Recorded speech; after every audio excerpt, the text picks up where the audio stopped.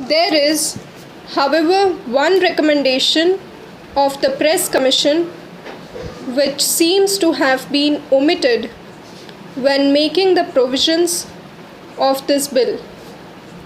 The Commission had said that on the Council, representation must be given to the periodical press also, that is, the weeklies and others. I find that omission here.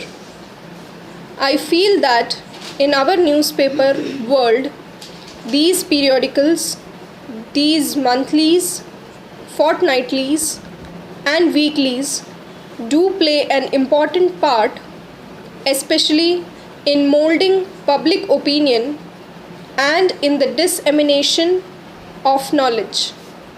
Therefore, I think that the recommendation of the Press Commission that same representation ought to be given to the periodical press also must be considered in this connection. It seems to have been omitted here. That is what I have to say at this stage regarding the composition of the Council.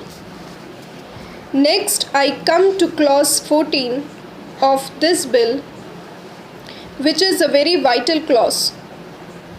I was happy to listen to the Honorable Minister when he stated that it is the accepted canon of journalistic conduct not to disclose the source of information.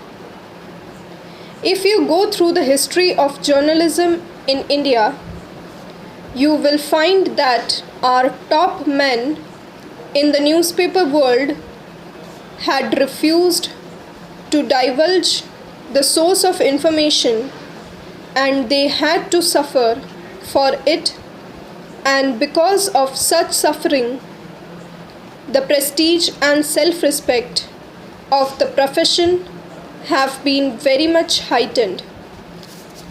No journalist worth his salt would disclose the source of his information, not because he is so anxious to keep his own self-respect, but because he knows that it is vital for the profession as a whole.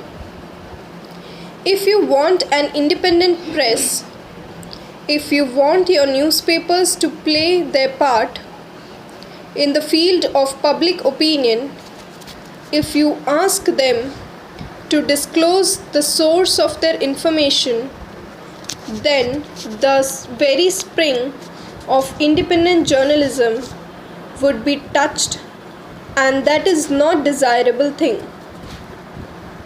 The Honorable Minister has himself explained that point, and therefore I need not labor that point anymore.